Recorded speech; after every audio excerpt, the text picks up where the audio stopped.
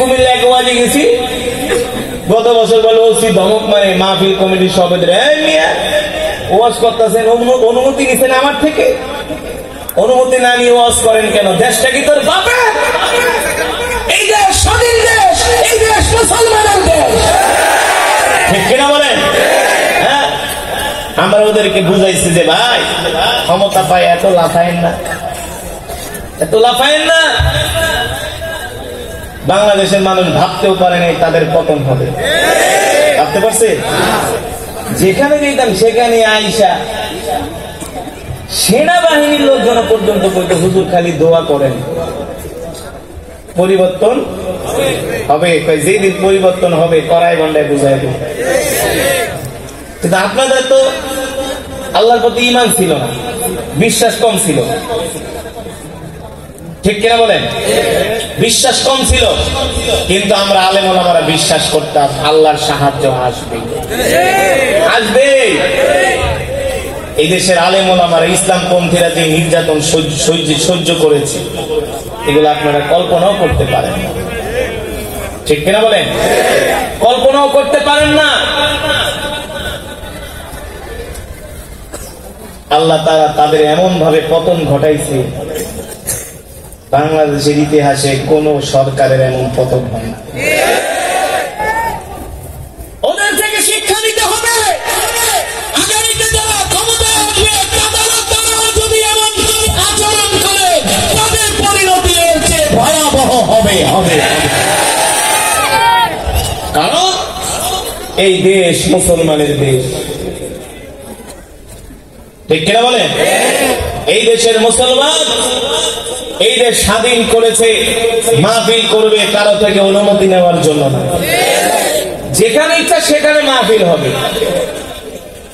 তোমরা যদি বিদেশ থেকে শিল্পী আইনা কনসার্ট করাইতে পারো, নায়িকা গায়িকা নর্তকী ফর্তকী নাচাইতে পারো, আমরা ওয়াজ করলে সমস্যা কি?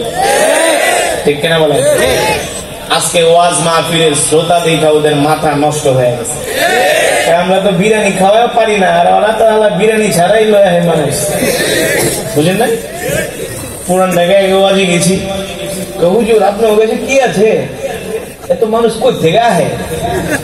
আমরা তো বিরিয়ানি পোটলা মোটলা দিয়ে হালাই না পারি না, মাথা করতে হালে 1000 টাকা দিতে হয়। এই যে আপনারা যে আইছেন, কোন বিরিয়ানি আছে? 5 টাকা গাড়ি ভাড়া আছে? কত কষ্ট করে আসছেন, ঠিক কিনা বলেন? শুধু কোরআন তেলাওয়াত শুনলেই হবে না।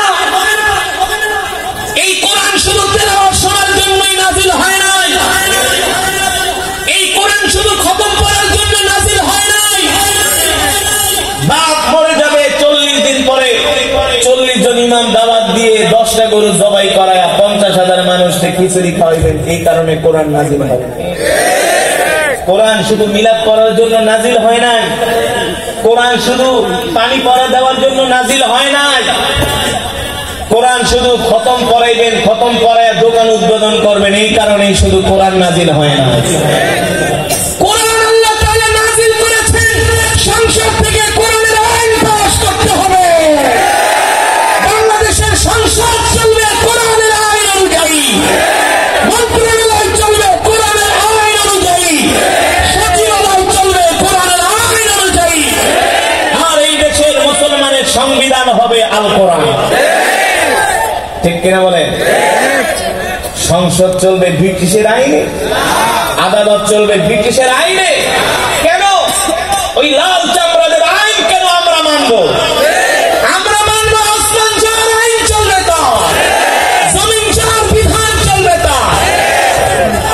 আসছেন মাহফিলে, কারি আসাদের তেলাওয়াত শুনছেন আধা ঘন্টা, মনে করছেন একেবারে কোরআনের হক আদায় করে ফেলাইছেন। এতই সোজা? এত সোজা না। এই কোরআনের হক আদায় করতে যায় রাসূলের সাহাবীদেরকে শহীদ হতে হয়েছে। হযরতে বেলাল হাবশী রাদিয়াল্লাহু তাআলা আনহুকে এই কোরআন মানার কারণে, কোরআনকে ভালোবাসার কারণে, কোরআনের পক্ষে কথা বলার কারণে হযরতে বেলাল হাবশী রাদিয়াল্লাহু তাআলা আনহুকে উত্তপ্ত মরুভূমির মধ্যে চিৎ করে শোয়া হযরতে বেলালের বুকের উপরে 40 কেজি ওজনের পাথর দিয়ে চাপা দিয়া রাখছে। এই যুবক, শুধু এখানে শেষ নয়, লোহার রড গরম করে করে হযরত বেলালের শরীরে সেকা দেওয়া হয়েছে, আর বলা হয়েছে বেলাল কোরআন ছাইরা দে, মুহাম্মদকে ছাইরা দে, এক আল্লাহর প্রতি ঈমান ছেড়ে দে, আর মুহাম্মদের কোরআন শুনতে যাবি না। হযরত বেলাল হাবশী বলছে তোমরা আমাকে মারতে মারতে শহীদ করে ফেলতে পারো, কিন্তু আল্লাহর পয়গম্বরের কোরআন শোনা থেকে আমি এক মুহূর্তের জন্য বিরত হব না, এক মুহূর্তের জন্য আমাকে সরায় রাখতে পারবা না। ঠিক কিনা বলে? এই কারণে মুসলমান শুধু ওয়াজ মাহফিল, কেরাত মাহফিল দিয়া, খতমে তারাবি পড়ে কোরআনের হক আদায় হবে না। ওরা আমাদেরকে যদি গণতন্ত্র দিয়া শাসন করার চেষ্টা করে, আমরা ওদেরকে কোরআনের তন্ত্র দিয়া শাসন করার চেষ্টা করব। ওদের চেয়ে আমাদের কোমর কিন্তু দুর্বল নয়, ওদের চেয়ে আমাদের কোমর সোজা। ঠিক কিনা বলেন? আমাদেরকে বলতে হবে বুক উঁচা করে, আমরাও বাংলার জমিনে কোরআনের শাসন চাই। ঠিক কিনা বলেন?